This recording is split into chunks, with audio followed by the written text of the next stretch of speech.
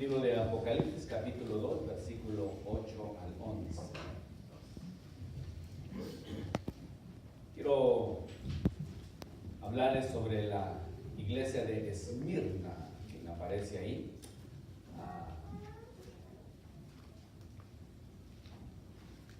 Libro de Apocalipsis, capítulo 2, versículo 8 al 11. Cuando lo tiene, puede ser una amén. Leemos su palabra en el nombre del Padre, del Hijo y del Espíritu Santo. Dice: y escribe el ángel de la iglesia en Esmirna. Dicho sea de paso, Esmirna significa perfume.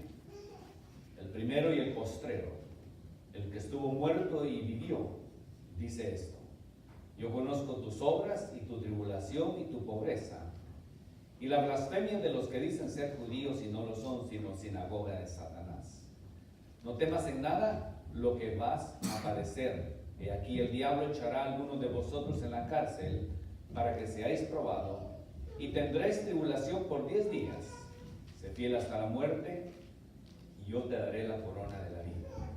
El que tiene oído, oiga lo que el Espíritu dice a las iglesias. El que venciere no sufrirá daño de la segunda muerte.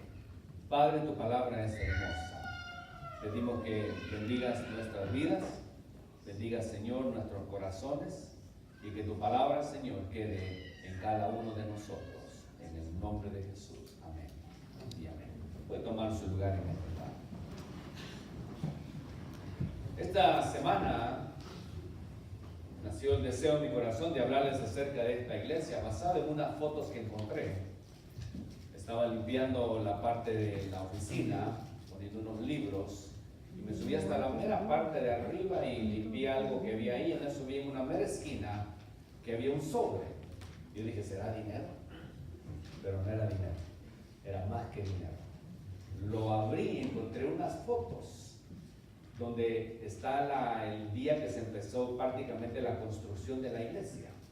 Después la vamos a poner en un álbum para que usted las pueda ver, que no conservarlas, que se vean bonitas. Están viejitas, pero están bien conservadas. Se las enseñaba la hermana Elisa, y ella las vio también el hermano Joel. Son fotos que en realidad llama la atención verlas y ver el sacrificio que se hizo para poder construir esta iglesia. Desde la parte de abajo del terreno está en las fotos hasta que se terminó prácticamente el edificio. No son muchas, son unas 20 fotos más o menos, pero al verlas me quedé pensando y me di cuenta acerca de esta iglesia, la iglesia de Esmirna, que significa perfume. Si pudiéramos hacer un análisis acerca de lo que ha sucedido durante los años que se construyó la iglesia hasta el día de hoy, podemos decir verdaderamente que fue como un perfume delante de Dios. No sabemos en realidad el sacrificio que hicieron estos hermanos para poder llevar a cabo la construcción. No hay un dato específico donde diga sacaron un préstamo al banco, porque no lo hay. Pero sí podemos ver a través de lo que se logró hacer, que fue un esfuerzo de cada uno de los hermanos. Cuando leo este pasaje bíblico, en la primera parte, siempre ha habido un poco de controversia en relación a la palabra cuando se dice escribe el ángel a la iglesia. Aunque hay una diversidad de interpretaciones con relación a este pasaje, el primer verso y las primeras palabras, de una cosa sí podemos estar 100% seguros: que estas 7 iglesias existieron y que estas 7 iglesias fueron dadas y escritas con un propósito, porque en cada una de ellas entramos nosotros. Ahora, cuando se refiere a la palabra escribe al ángel de la iglesia, algunos comentaristas, los teólogos han escrito que este pasaje se refiere al pastor de la congregación, a quien es dirigida esta carta, debido a que tiene la responsabilidad de cuidado de la obra del Señor, de tener la sana doctrina dentro de la iglesia y en algunas ocasiones de defender a las ovejas en contra de la falsa doctrina y de las personas que muchas veces el propósito es, más adelante lo vamos a ver, el propósito siempre ha sido del enemigo destruir la iglesia. Ahora esta carta, específicamente la de Esmirna, en el año en que fue escrita, cuando se le entregó a través de la visión que la vio el apóstol Juan, se dice que el pastor de esta congregación era Policarpio.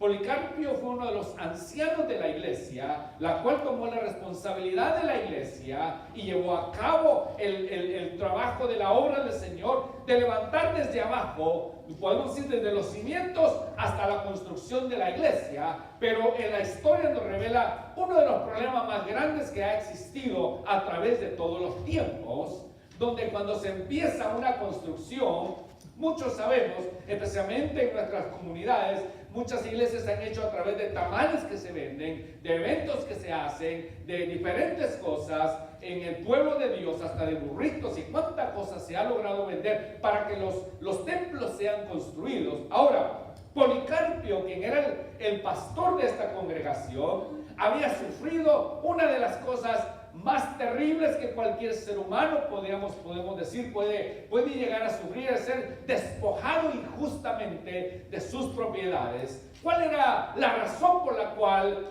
Dios le escribe a esta iglesia de Esmirna, que significa aroma o perfume agradable? Y de esta iglesia y la iglesia de Filadelfia no se les menciona ninguna queja. Al contrario, hay elogios a favor de la iglesia por el sacrificio, lo que estaban haciendo. Y aunque no había recursos económicos, porque el emperador Domiciano les había despojado a todos de sus propiedades, de su dinero, de todo lo que tenían, para que no pudieran construir. Pero sin embargo, a pesar de que no tenían nada, lograron construir la iglesia, porque a través de la historia nos enseña que no es las finanzas que mueven a la iglesia, sino es el divino poder y la voluntad puesta en cada uno de los hermanos, quien lleva a cargo la obra del Señor. Ahí es donde entramos todos nosotros, donde Dios de alguna forma, a través de nuestra contribución, poca o mucha, o a través de nuestro trabajo en la limpieza, en la venta, nos formamos y hacemos la obra del Señor para que siga adelante. Mientras que veía las fotos, me doy cuenta que cada vez que veo las fotos, veo al pueblo de Dios. Él lo va a ver usted, sonriente por lo que están haciendo. Sin embargo, cuando me leo la carta a la iglesia de Esmirna, me doy cuenta ahí que Policarpo había sido despojado de todo, y en más, al final de su jornada, Policarpio, Domiciano lo mandó a matar al pastor de esta iglesia con el único crimen que se le encontró fue que él creía en Jesús resucitado y que su devoción era siempre predicar la palabra de Dios.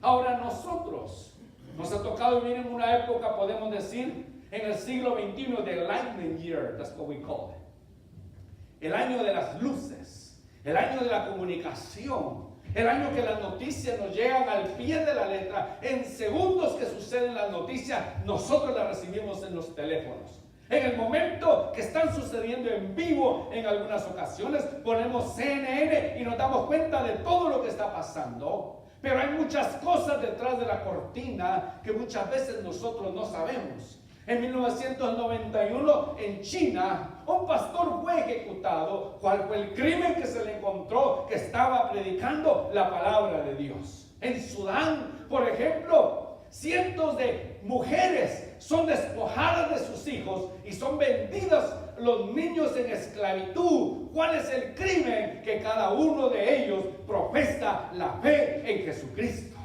Estas noticias no las damos, no se dan cuenta nosotros, ni las estamos observando constantemente, las tratan de ocultar. En un servicio misionero que fui yo hace unos meses atrás, uno de los ministros que estaba predicando en la asamblea de más de 2,000 personas, lo pusieron en oscuro, detrás de una cortina para que nadie lo viera. ¿Por qué? Porque él está predicando al pueblo musulmán allá en el Medio Oriente, y su identidad no puede ser revelada, porque si su identidad es revelada, corre el riesgo también que su cabeza rode como ha rodado la de muchos ministros que muchas veces ni los vamos a conocer.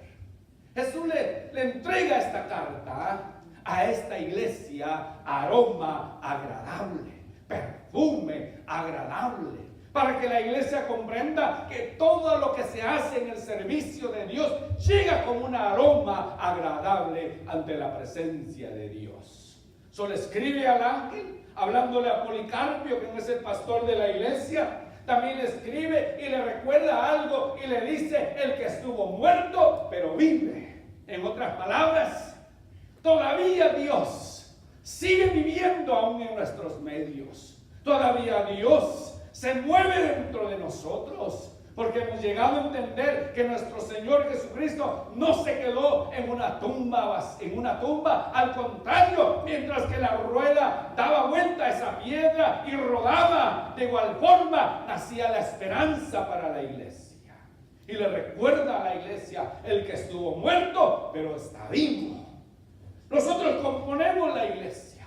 Nosotros somos el único organismo viviente que continúa creciendo. Y la paradoja del enemigo, que no la entiende, es: ¿cómo es posible que entre más personas mato yo, dice el enemigo, más pueblo de Dios se agrega? ¿Por qué cuando ven el sufrimiento no se alejan? Al contrario, cuando ven el crecimiento, más se están acercando a los caminos de Dios. ¿Dónde estará el propósito en realidad de la iglesia? ¿Qué es lo que en realidad la iglesia tiene? Que cuando ve el sufrimiento o siente el sufrimiento, más busca de la presencia de Dios. Cuando leemos en la historia, en las catacumbas, como el pueblo de Dios se escondía aún en esos lugares para poder recibir la palabra de Dios. Cuando nos damos cuenta en la China que las Biblias tienen que ser cortadas literalmente hoja por hoja y repartidas dentro de la gente. Porque al que se le encuentra una Biblia entera es condenado a muerte o a trabajo forzado. Es más, muchas de las cosas que nosotros tenemos, algunos zapatos que dicen Made in China, algún saco que dice Made in China, alguna joya que tal dice Made in China, por si usted no sabía, muchas de esas cosas son hechas por pueblo de Dios, pero forzadamente. ¿Cuál es el crimen que ellos han cometido? Porque han creído en Jesucristo. ¿Cuál es el crimen más grande que China condena al cristianismo? Es porque se han dado cuenta que ahí se predica o se habla de la palabra de Dios y se les da una hoja nada más y se las están intercambiando dentro de ellos constantemente. Son una Biblia, alcanza para mucha gente. ¿Y qué es lo que hacen cuando viene el ejército rojo a quererlos arrestar? Muchos se tienen que comer las hojas literalmente para que no se les encuentre ninguna evidencia. Pero aún y con todo esto, ya la China ha descubierto, les hacen rayos X y les encuentran papel adentro y son condenados a muerte. ¿Cuál es la queja para nosotros? Somos el único organismo vivo. La Universidad de Regent University en New York hizo un estudio la última vez. Y digo, desde la época del cristianismo hasta el día de hoy, ¿cuántos cristianos han muerto en realidad? Y descubrieron a través de la historia, yo he sido profesor de historia también en la universidad, y entonces se descubrió que un promedio de 170 millones de cristianos han sido sacrificados, han sido muertos, han sido decapitados, han sido de alguna forma exterminados. Pero sin embargo, vea, todavía la iglesia sigue hacia adelante. Y esa es la paradoja que el enemigo no entiende. ¿Cómo es que entre más ejecutan el cristianismo, más crece? ¿Cómo es que entre más hay presión contra el cristianismo, más se desarrolla y más sigue adelante? ¿Por qué? Por eso cuando leemos las cartas del apóstol Pablo, él no entendía cómo aún cuando eran comidos por los leones los cristianos, todavía seguían glorificando a Dios en medio del Coliseo romano. Porque solamente existe una respuesta. Usted y yo hemos encontrado la salvación en Jesucristo. Y cuando le dijeron a Policarpio, decide renunciar a Jesucristo y a la iglesia y te dejamos vivo.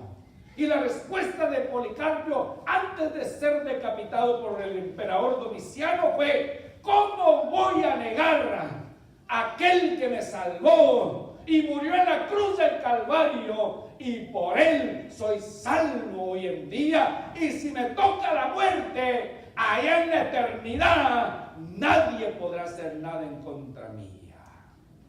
Y esas palabras quedaron probablemente grabadas en Domiciano.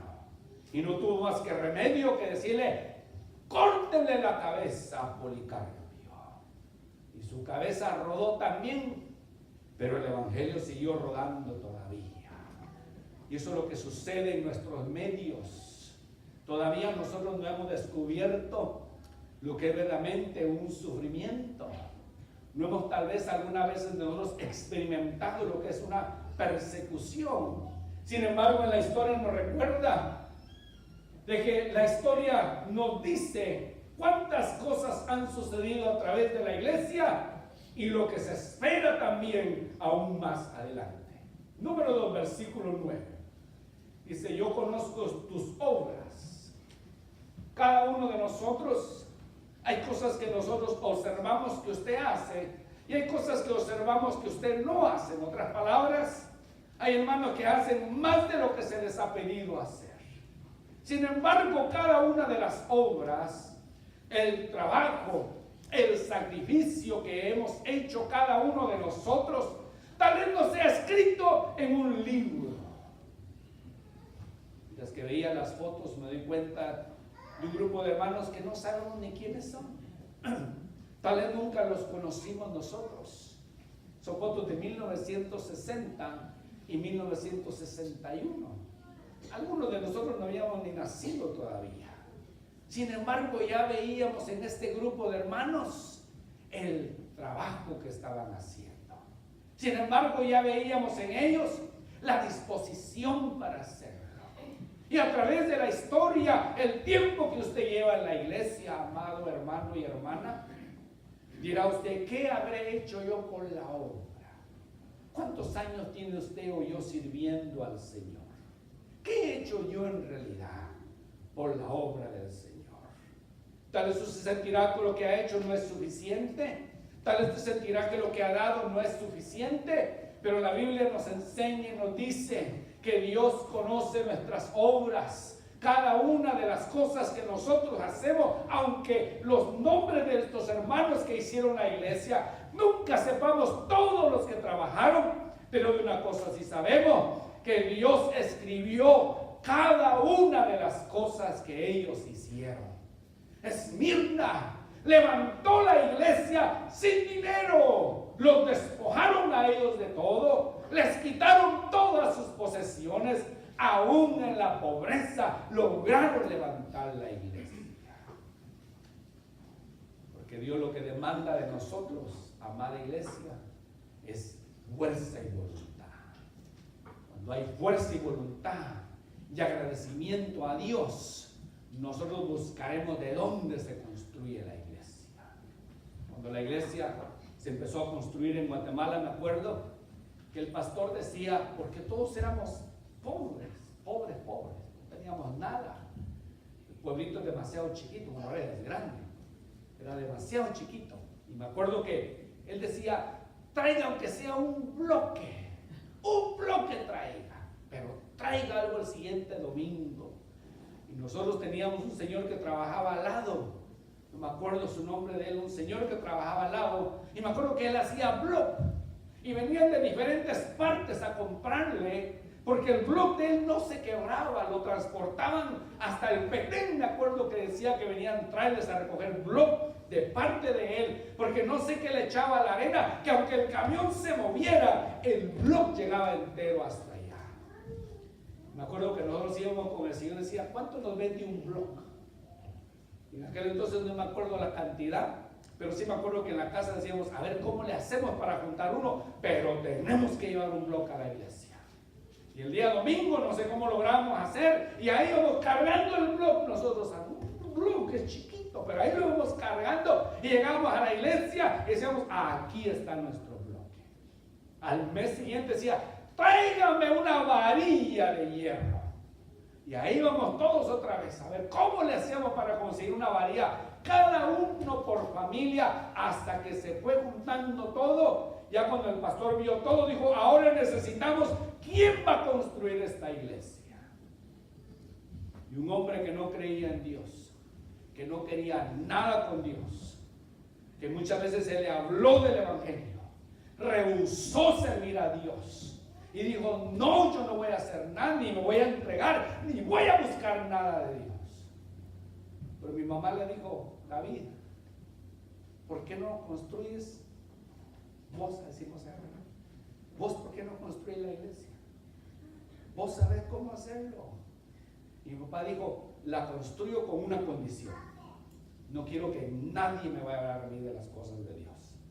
Está bien, le dijo. Y yo le he contado que mi papá empezó a hacer eso, un hombre que no creía en Dios, enojado, con vicios y todo, empezó a levantar la iglesia. Y cuando hizo los cimientos, el pastor le dijo, don David, pero ¿por qué hizo tan profundo las columnas y los cimientos? Apenas si tenemos dinero para levantar las 4 paredes y usted se metió de mucho debajo. Le digo, porque yo estoy haciendo una iglesia que aguanta hasta 3 pisos de peso, le dijo, y usted, le digo, usted pastor, usted predique y yo construyo. Tenemos 2 cosas diferentes. Así le dijo mi papá. Pero ¿sabe qué? Yo regresé y vi la iglesia que mi papá construyó. Se la enseñé a mi hijo David, que él la vio. La iglesia hoy en día es de 3 pisos. Lo que mi papá construyó e hizo los cimientos para 3 pisos, no hubo necesidad de botar la iglesia. Lo que hicieron, siguieron construyendo. En el 2º piso están todos los salones y en el 3er piso vive el pastor. Eso es lo que Dios hace. Y nosotros pudimos llevar de a bloque, de varilla por varilla. Y por eso Dios le escribe a esta iglesia de Esmirna las mismas palabras. Se las puede repetir a esta iglesia bautista hispanoamericana. Yo conozco tus obras. Lo que nosotros hacemos, le he dicho yo más de una ocasión, no lo llevamos a la eternidad. Tal vez aquí nunca le demos un diploma por lo que usted ha hecho, tal vez nunca le demos una placa de agradecimiento, tal vez se nos olvide lo que usted ha hecho, pero a Dios no se le olvida cada detalle que usted hace en el servicio de Dios. Yo, dice Jesús mismo, conozco tus obras. Y la segunda dice, y también conozco tus tribulaciones.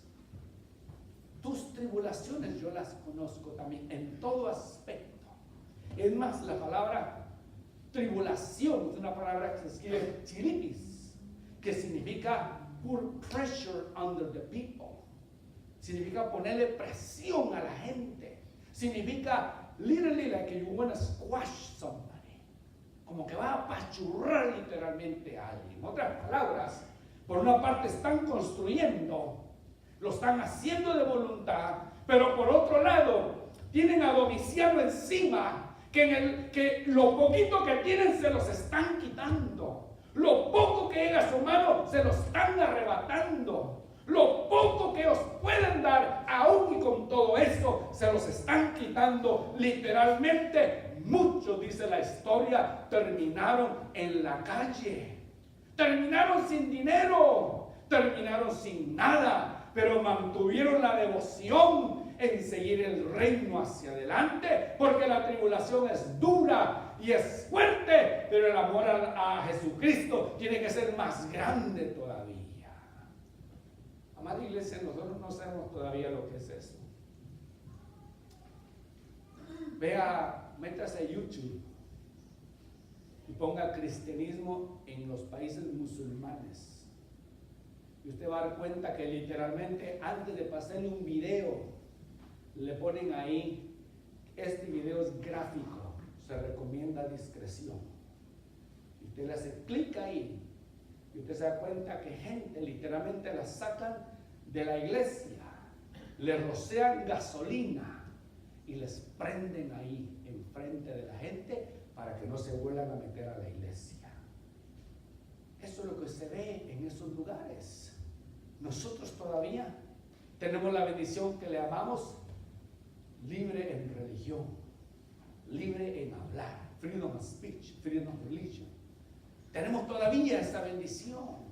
Lo que otra gente está pagando un precio alto, nosotros estamos gozando en este lugar. Pero sin embargo, en algunas ocasiones, si quiero voy a la iglesia. Tengo un resfriado, no voy. Ya nos quedamos. Como que me quiere doler no me duele, pero como que me quiere doler la cabeza. Y dejamos de ir a la iglesia. Como que me voy a desmayar. No voy a la iglesia. Triste, hermano. Triste, la verdad. Hoy iba a ir a la iglesia, pero se me cruzó una hormiga en el camino y ya no pude llegar. No crea que lo mismo que sucede a usted, a veces me caen a mí paracaidistas en la casa también. Gente que a veces ni esperaba que llegaba y llegan. Digo, ¿saben qué? Cuando ustedes terminen aquí, si me cierran la puerta, por favor, yo me tengo que ir. Mi esposa le digo, vámonos. Digo, ay, pero es que es malo, que más de ocasión nos traemos a la iglesia. Ay, es que el pastor no pudo llegar porque me llevó una familia que hace 30 años que no lo ve. Bueno, vengas a la iglesia y después de la iglesia lo sigue viendo. Usamos cualquier excusa, amada iglesia. No sabemos todavía lo que es tribulación. Imagínense si aquí enfrente hubiera un campamento de mercenarios que nos dijeran no entren a la iglesia, ¿cómo le haríamos, hermano? ¿Sabe lo que hacían muchos lugares? Hacían túneles subterráneos y ahí se reunían y ahí adoraban a Dios. Hoy en día todavía en la China le hacen a usted dos preguntas. Número uno, le dicen, ¿quiere aceptar a Cristo como su Salvador? Segundo, si usted lo acepta, la segunda pregunta es muy crucial. ¿Está usted dispuesto a morir por Jesucristo? Son dos preguntas cruciales que les hacen a la iglesia. Y ellos toman la decisión de decir sí o decir no. Porque al decir sí, están arriesgando la vida. La doctora Violet Kiley, directora de Shiloh Bible College, ella es canadiense de nacimiento.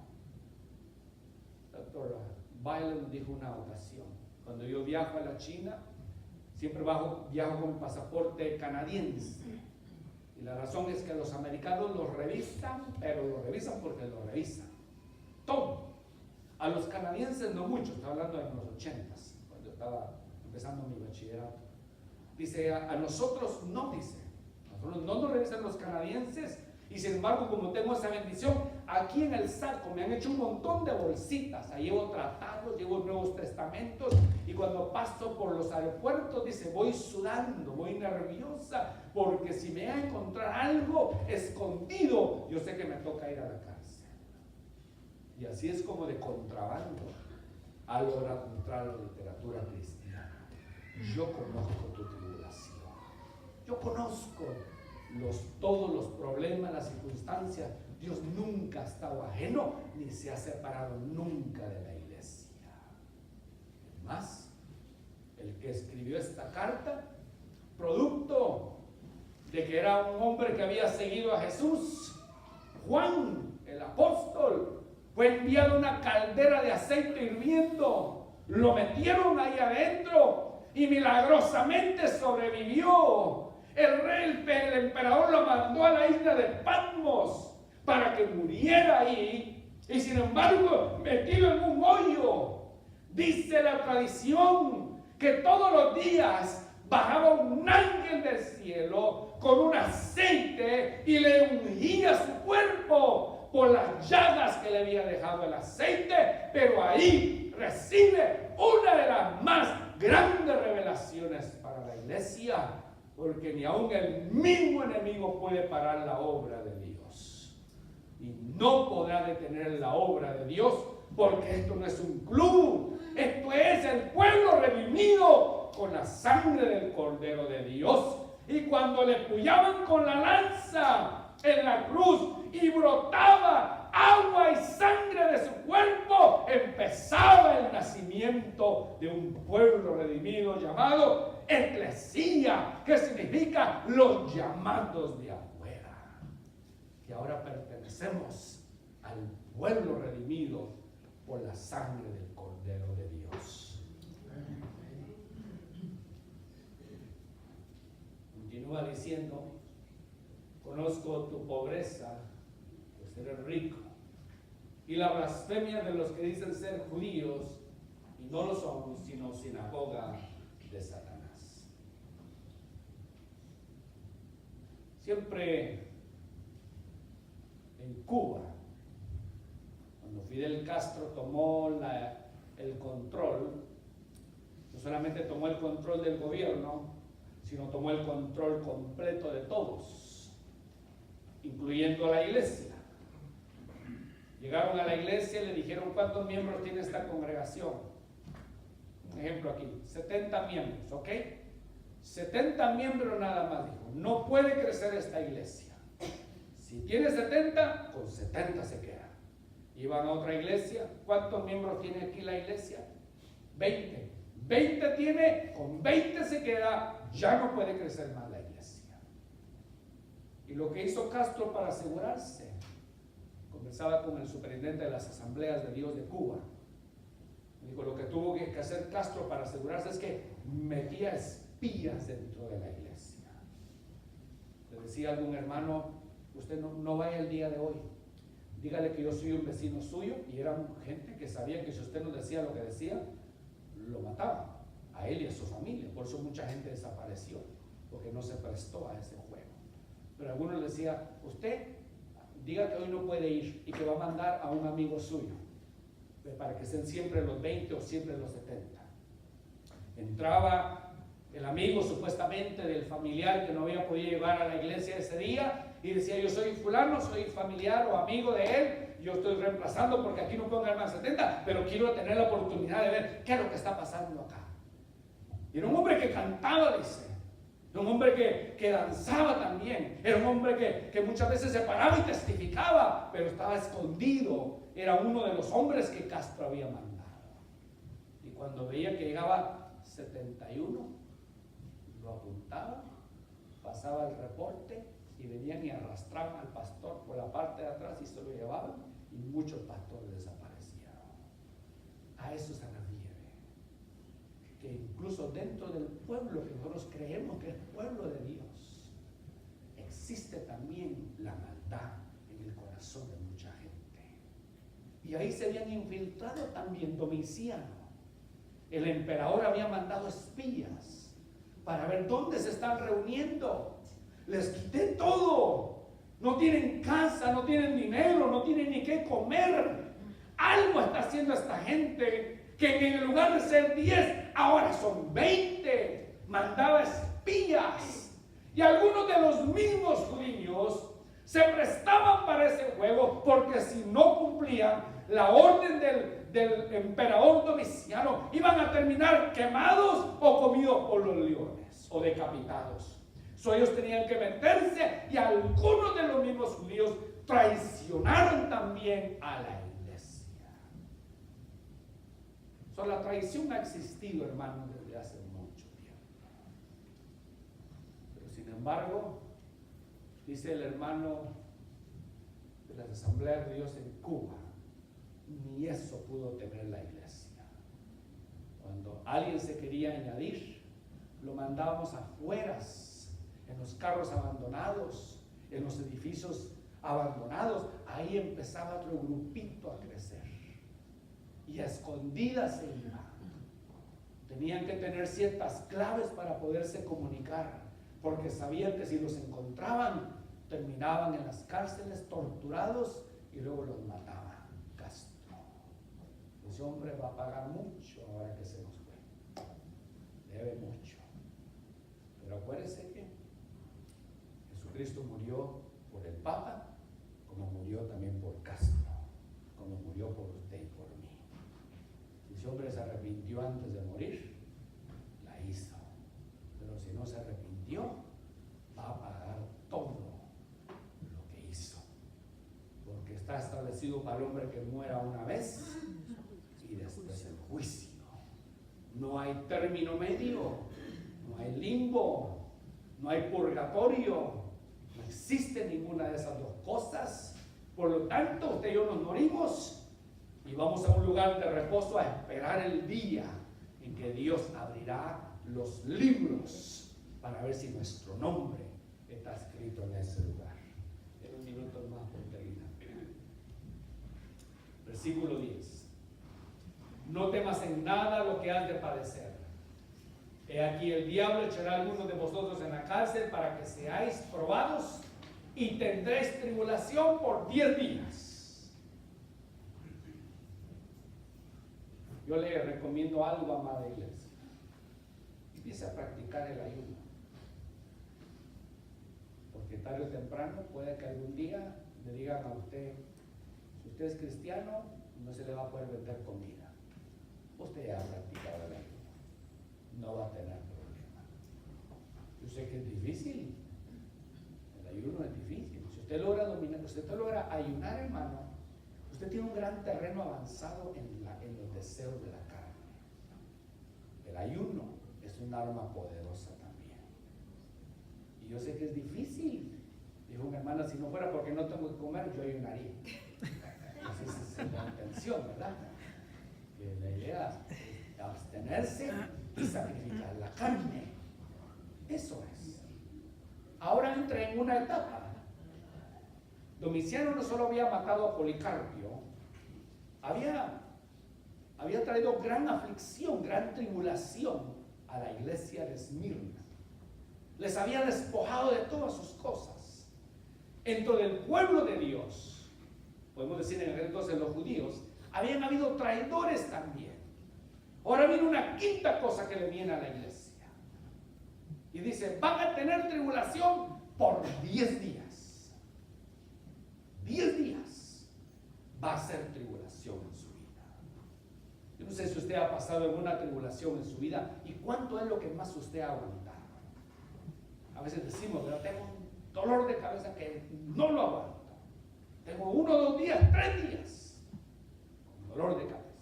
O alguna enfermedad que llega a nuestro cuerpo. Y a veces sentimos que, como decimos, es el fin del mundo. A veces podemos decir, está dura, fuerte la situación.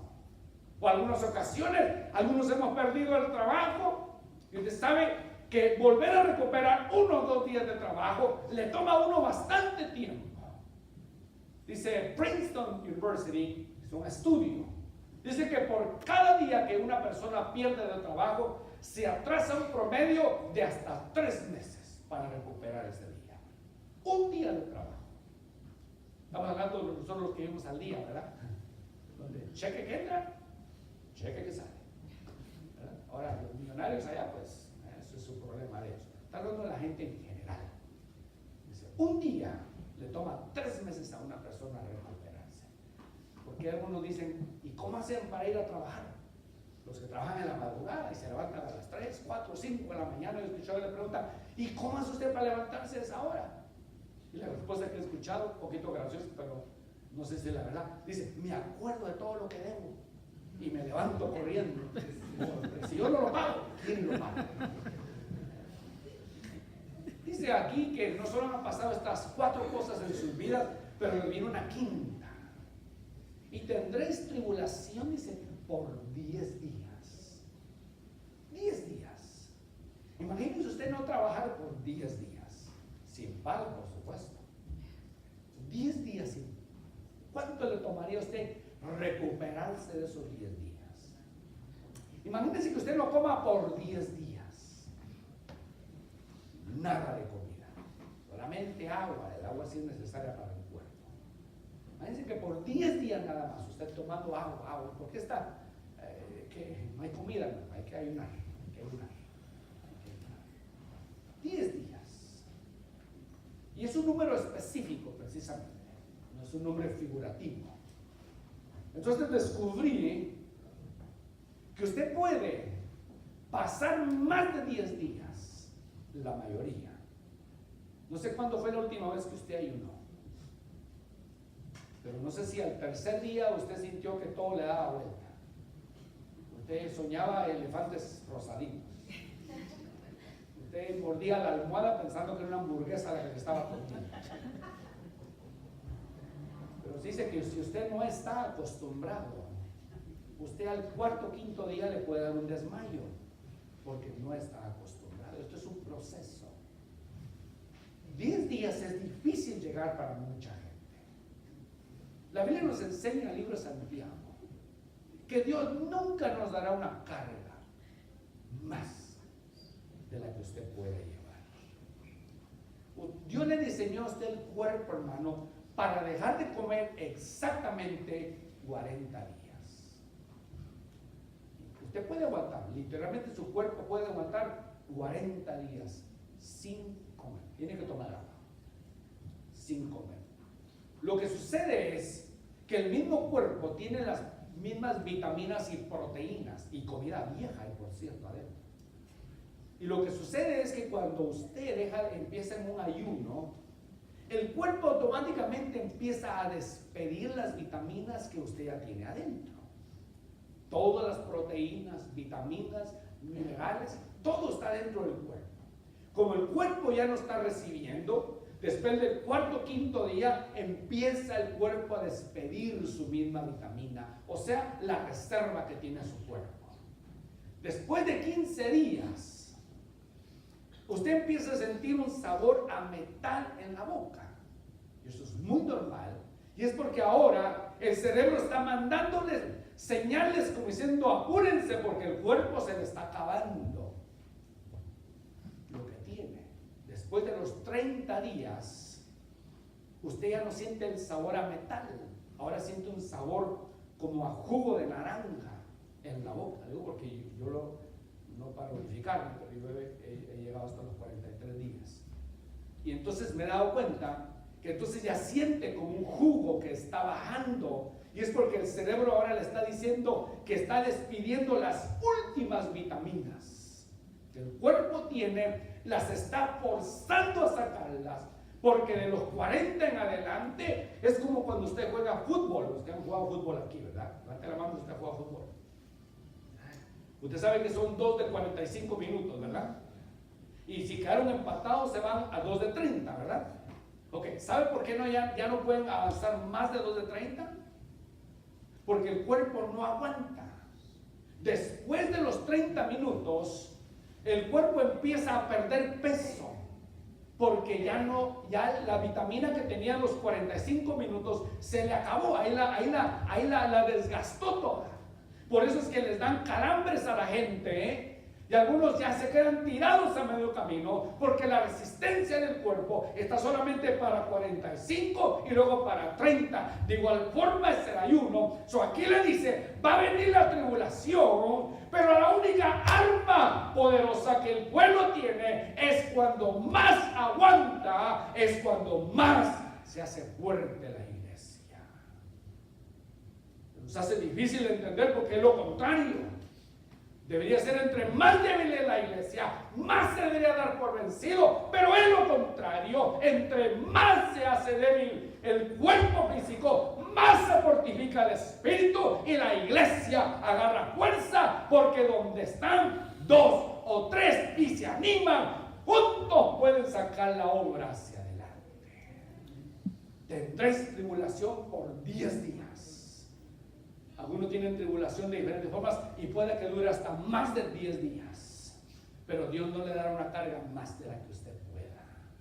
Juntamente con la prueba, dice que da la salida. Cuando usted cree que todo se va a acabar, cuando usted siente que todo se terminó, cuando usted dice hasta aquí llegué, hasta aquí aguanté, Dios dice un momento. Todavía no te puedes dar por vencido, porque yo estoy en mi trono, y si yo estoy en mi trono, le dice Dios, yo daré la respuesta y la salida al problema, a la situación que estás pasando.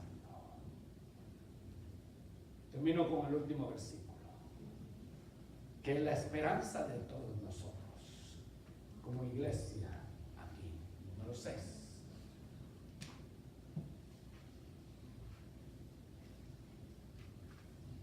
Sé fiel hasta la muerte, y yo te daré la corona de la vida. Sé fiel hasta la muerte, y y yo te daré la corona de la vida. Ser fiel, hermano, es lo que Dios premia. Hay un deporte. ¿Qué nuevas tenemos de sport? De decathlon. Es un deporte donde la persona tiene que correr, luego va en bicicleta, luego va a nadar y luego vuelve a hacer lo mismo. ¿Vos tenés un sport? Triathlon. Y la idea de ese deporte no es que usted vaya pensando que va a terminar en primer lugar. Quites, toda persona que participa de eso va pensando que no va a ganar, simplemente que va a terminar. Eso es todo. No es que voy a tener la medalla de oro, triathlon, así estás borrado. No es que la vaya a tener, ni que la vaya a ganar. Simplemente toda persona que va a ese deporte va, quiero terminar. Porque se necesita una resistencia física fuerte para poder terminar. En esa fotos que vimos con nuestros hermanos, hay hermanos que terminaron su carrera, hay hermanos que empezaron la carrera y lograron llegar a la meta, talento en primer lugar. Usted y yo venimos corriendo detrás de ellos. Como dice el canto, en vez de una cruz, mi corona, mi Jesús me dará. Todos estamos marchando hacia esa. La fidelidad es algo que Dios premia. Que pese a lo que pasemos, sigamos hacia adelante. Porque sabemos que nos falta alguna carrera, tal vez un poquito larga. Yo miro a los hermanos que ya llegaron a sus 70s. Para arriba, digo, wow, qué bendición. Yo le pido al Señor que si a los 70 o antes me lleve, yo estoy contento. Porque ya he vivido. No quiero quedarme más de 70.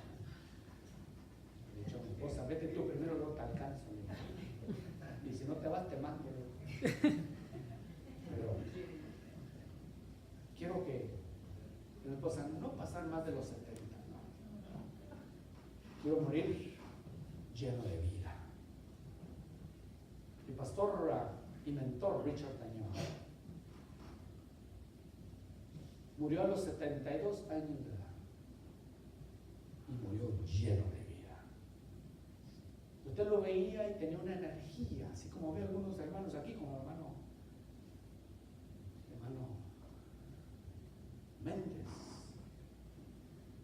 que veo que trabaja 12 horas todavía. Una resistencia, no sé de qué material lo hicieron al hermano. El hermano también aquí. Tremendos. Sé fiel hasta la muerte. La fidelidad es lo que Dios premia. Póngase de pie, amados. El que tiene oídos dice, oiga lo que el Espíritu dice a la iglesia. Su amada iglesia, no se dé por vencido. Siga hacia adelante. Asegúrese que su nombre está escrito en el libro de la vida. Que pase lo que pase, usted mantendrá bien. Pase lo que pase, usted estará ahí firme. Va a venir la tribulación, va a venir el problema. Pero dice el Señor en su palabra a cada uno de nosotros: sé fiel hasta la muerte.